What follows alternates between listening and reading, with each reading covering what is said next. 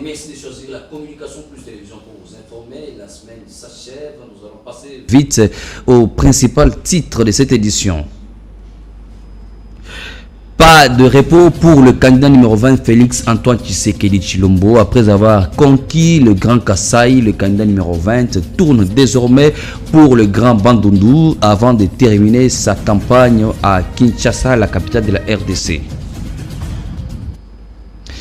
Une fois de plus, bonsoir mesdames, messieurs. Merci de nous rejoindre pour vous informer. L'actualité qu'on va discuter dans les indispensables, c'est ce que vous avez suivi avec nous. Il était président de la Commission électorale nationale indépendante pour les élections de 2018. Il a créé un parti politique. Il a soutenu fermement que les élections n'allaient pas se tenir le 20 décembre 2023. Et enfin, il a décidé de soutenir le candidat numéro 3, Moïse Katumbi. Aujourd'hui, Corneille Nangaa, parce que c'est de lui qu'il s'agit, il décide de se rallier au M23, désormais rebelle. Il veut renverser le pouvoir, voilà, selon ses dires, à partir de Nairobi, où il a tenu la conférence de presse ce vendredi 15 décembre 2023. C'est ce qui va constituer l'essentiel des indispensables avec des grâces pièces.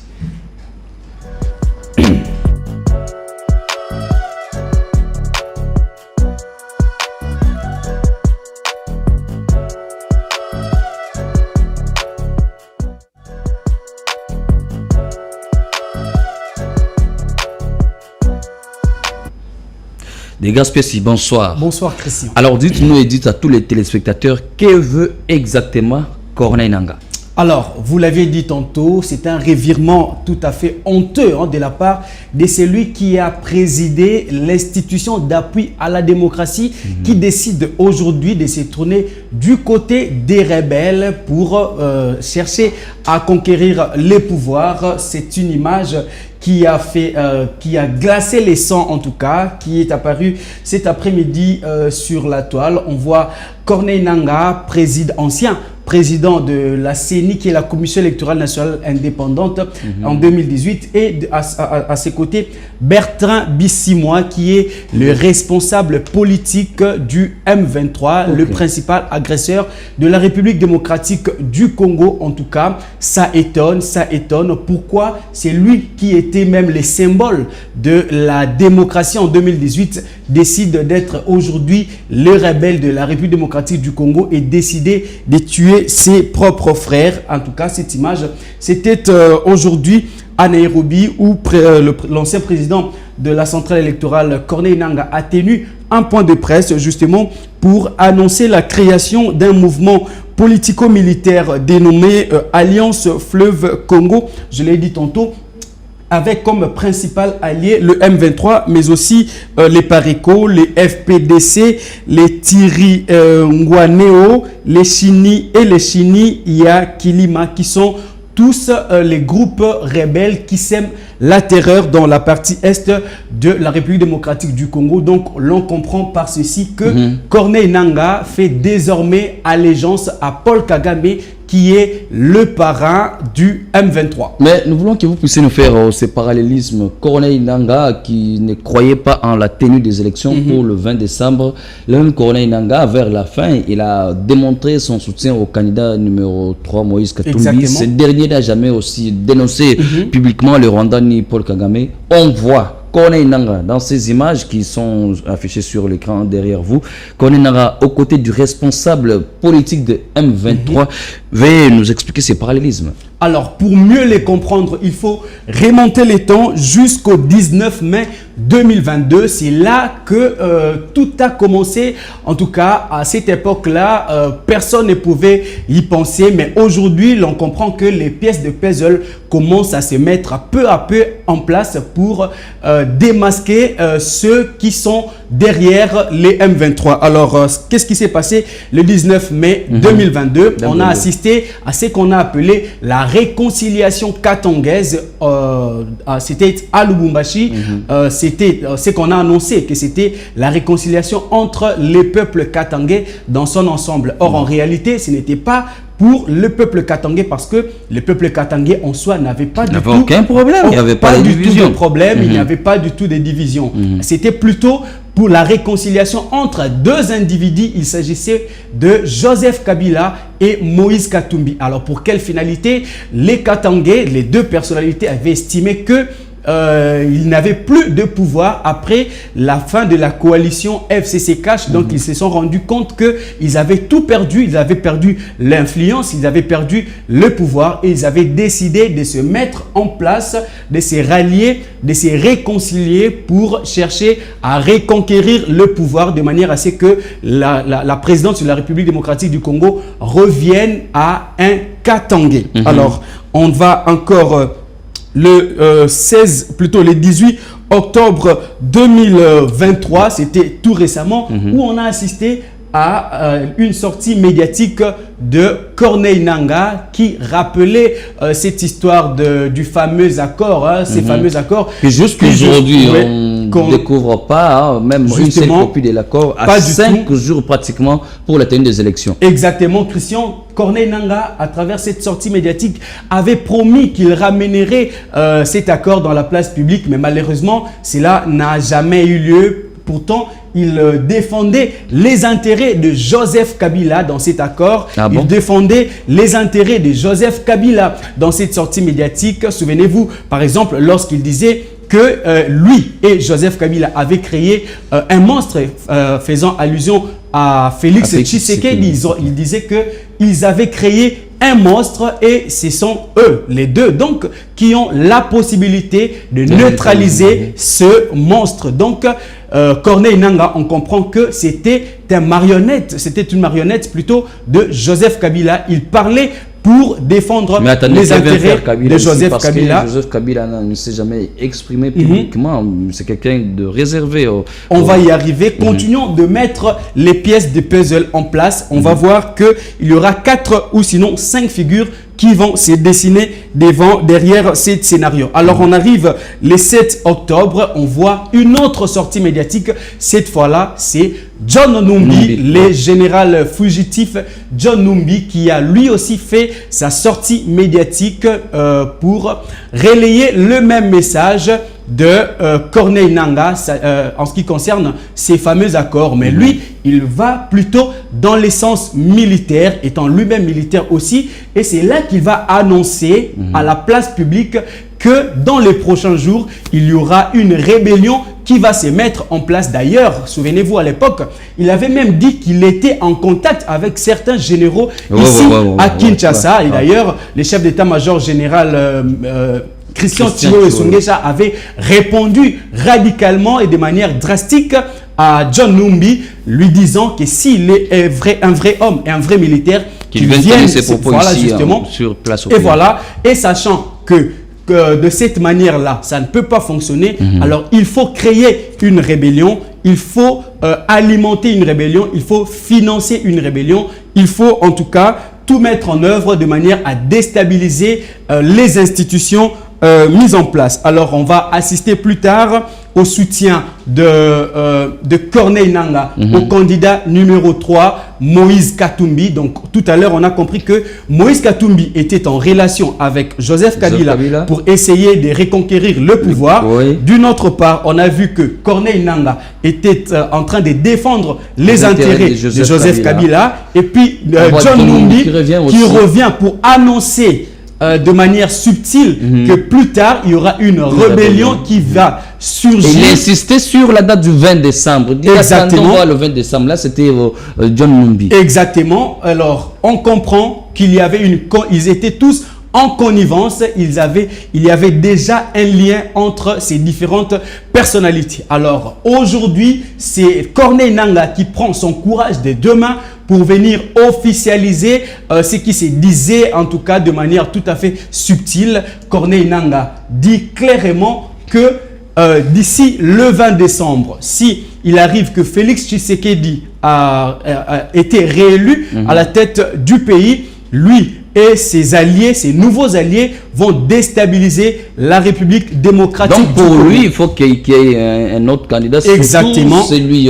qui protégerait leurs intérêts. Exactement. Et par là, on comprend directement à travers ce parallélisme que ces candidats, c'est bel et bien Moïse Katumbi. Si ce n'est pas Moïse Katumbi, Corneille Nangaa et les autres. Corneille Nangaa et les autres vont prendre les armes pour déstabiliser le pays. Alors, Moïse Katumbi lui-même dit que si les élections ne sont pas bonnes, le pays sera divisé. Voilà. Des déclarations, par exemple. Voilà, exactement. On comprend déjà qu'il y a un plan de déstabilisation, un plan de chaos, un plan qui consiste justement à mettre la nation tout entière en feu et en sang si il arrive que les candidats de l'étranger, ce n'est plus un secret pour personne, il s'agit exactement de Moïse Katumbi. Pourquoi il s'agit de Moïse Katumbi? Eh bien, il s'agit de Moïse Katumbi parce que il est soutenu par ceux qui travaillent avec l'étranger. Il est soutenu par ceux qui travaillent avec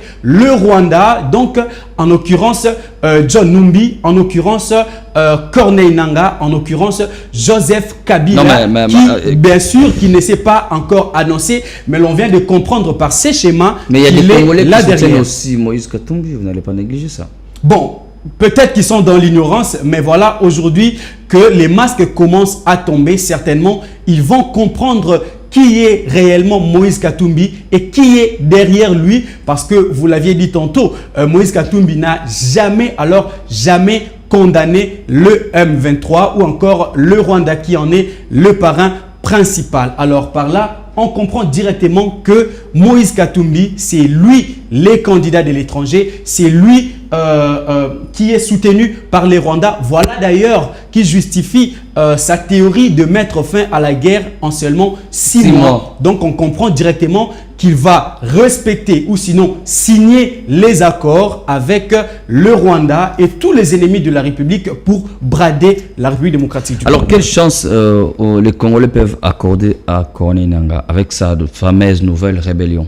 En tout cas, c'est une alerte à prendre au sérieux de la part de services des renseignements et des sécurités parce que on le sait déjà, les M23 ne reculent pas lorsqu'il faut déstabiliser le pays. Ils le font et ils vont continuer à le faire. Il faut en tout cas doubler de vigilance et aussi à la population congolaise tout entière d'être en alerte maximale pour mettre en branle l'article 64 de la Constitution de la République qui donne le pouvoir à tout individu ou à tout citoyen congolais d'empêcher un individu ou un groupe d'individus qui veulent prendre le pouvoir par la force. Alors, le seul rendez-vous constitutionnel pour conquérir les pouvoirs, c'est le 20 décembre 2023 à travers les yeux. Mais avant de boucler ce chapitre, il y a quand même une question qui me vient en tête. Le M23 est soutenu par le Rwanda.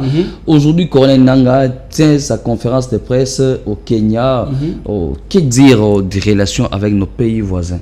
C'est vraiment regrettable. C'est vraiment regrettable pour un pays que l'on considérait comme étant un pays frère, les Kenyans, qui autorise à ce qu'une réunion politique, un complot soit tenu sur son sol en défaveur de la République démocratique du Congo. Voilà maintenant ce qui ramène à comprendre, ce qui nous pousse désormais à comprendre que la force régionale de l'EAC ne pouvait pas travailler en notre faveur parce que il faut le savoir que la majorité des éléments la majorité des éléments de la force régionale de l'EAC étaient constitués des Kenyans et aussi les commandements des opérations étaient tenus par l'armée kenyenne. Donc c'est pourquoi il y avait inefficacité sur terrain de la part de cette force régionale. Aujourd'hui, on comprend que le Kenya est derrière et il soutient aussi le M23, même si ce n'est pas annoncé. Voilà, ça se prouve là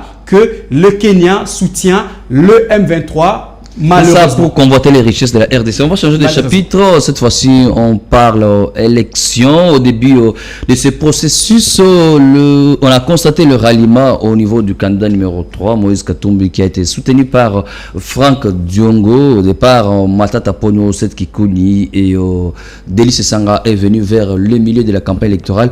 Mais on sent une autre tendance en train de se dessiner. Maintenant, c'est Félix Tshisekedi qui vient d'être rejoint par deux autres candidats présidents des grands spécialistes. De qui s'agit-il exactement? Alors, il s'agit de Madame Joëlle Billet, candidate numéro 25 à la présidentielle prévue le 20 décembre prochain. Il y a aussi Monsieur Patrice Manjondo Mwamba qui, eux, les deux, décident de se rallier derrière Félix Tshisekedi pour faire le contrepoids contre de l'autre côté, le côté du candidat numéro 3, celui que les Congolais appellent désormais sans embâche les candidats de l'étranger. Fallait-il attendre vers la fin de la campagne parce qu'ils n'auront pas sûrement le temps de battre campagne pour Tshisekedi? Est-ce qu'il fallait le faire? C'était opportun?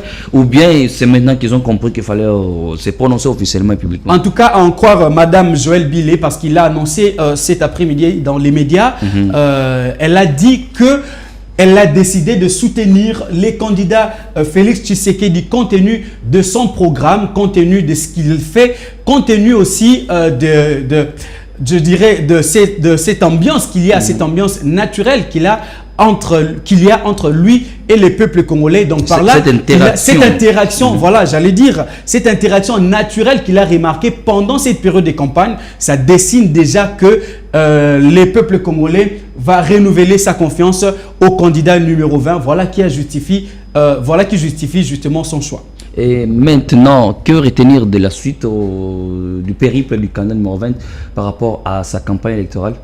Alors, ce qu'il faut retenir, c'est que les candidats numéro 20, Félix Tshisekedi, a bouclé la partie centrale de la République démocratique du Congo. Je parle de l'espace Grand Kasaï par la ville de Kananga. Et cet après-midi, il s'est rendu donc à Kikwit, qui est le chef-lieu de la province plutôt la province du Kwilu. Voilà. C'est là qu'il a commencé. C'est Kwilu, oui. Bandundu, c'est Kwango et Maïndombe, c'est Inongo. Voilà. La décentralisation oblige. Alors, Félix Tshisekedi va aussi faire le plein. Il a commencé d'ailleurs cet après-midi. Il va faire cette partie qui est le Grand Bandundu et ensuite il reviendra à Kinshasa pour boucler la boucle les 18 décembre 2023. Merci des grâces Piessi. Merci. On va se retrouver le lundi. Ça sera le dernier jour de la campagne électorale pour évaluer de manière générale. Et le mardi, ça sera la trêve avant les élections prévues le mercredi. Exactement. Vous irez aussi au vote? Bien sûr, en tant que citoyen congolais. Alors, bonne chance à votre candidat. Merci, Christian. Et au mien aussi. Mesdames et messieurs, nous allons poursuivre cette édition à la conquête de ces électeurs dans le Grand Kasaï. Le candidat numéro 20, Félix Antoine Tshisekedi Tshilombo, était hier dans le territoire de Luiza, ville, et également à Lodja, dans la province du Sankourou. Félix Tshisekedi a sensibilisé la population de ces coins à le soutenir pour voter massivement en sa faveur le 20 décembre 2023. Reportage. Dominique et Pessi résultat. Sikoyo na 145 territoires et la kisi que tokopesa na ba territoire nyonso makoki prêté bana mboka bango moko bazwa mboka na bango en charge ba mema yango ndenge sengeli kasi pote bakoka objectif ezali étudiant nyonso ya Congo abana kotambola na biso badengi Transacademia. Donc, omoni que Mosala et Zalina nous et Belé, Yangoana, na Sengibino confiance, pour Pesanga il sous mandat, na continuer et Sika na bandaki. Ikandoyani Balé, Ezali ou Etali santé, Yaba Congolais. Poto Koki Kotonga Mboka te, na ba Congolais ou Baza Kobela. Pe, na Kobela na ye, Azangi, Mosolo, Yabokende, Ozwa. Processus électoral en République démocratique du Congo. Sachez-le qu'à 6 jours des élections générales prévues par la Commission électorale nationale indépendante, la CENI ainsi que les conseils d'État ont tenu jeudi 14 décembre 2023 une réunion de concertation à Kinshasa en vue d'harmoniser les vues sur la gestion des futurs contentieux des résultats relatifs aux scrutins provinciaux et locaux. Plus de détails avec Gianni Jérôme Gamazida.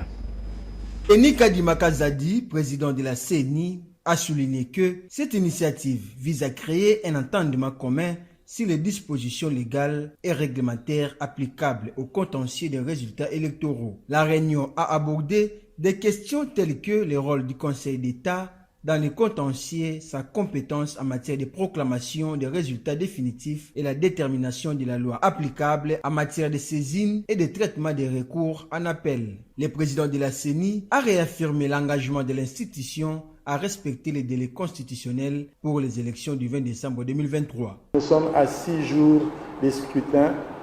Nous entendons beaucoup de choses dans les réseaux sociaux et dans les médias.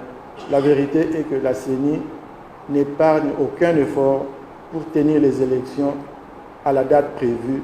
Ça signifie le 20 de ce mois, le 20 décembre. Nous encourageons tout le monde à se préparer et à venir participer à cet exercice qui est de plus grande importance.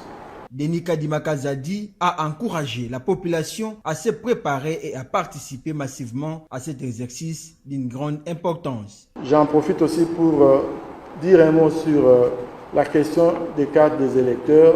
Nous savons qu'il y a des problèmes à ce sujet, mais la CENI, en plus de délivrer les duplicata, nous profitons pour rassurer l'électorat que toute personne ayant été inscrite aura l'occasion d'exercer son droit de vote.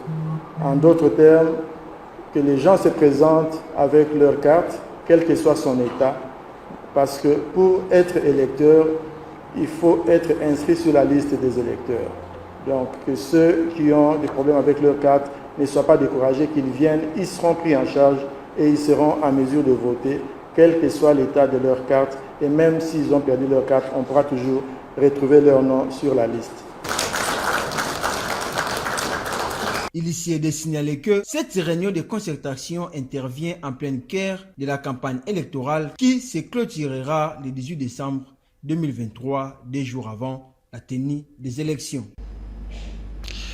En page internationale, conflit Israël et Hamas, le président américain Joe Biden souhaite que l'armée israélienne se concentre sur la prévention des civils dans la bande de Gaza.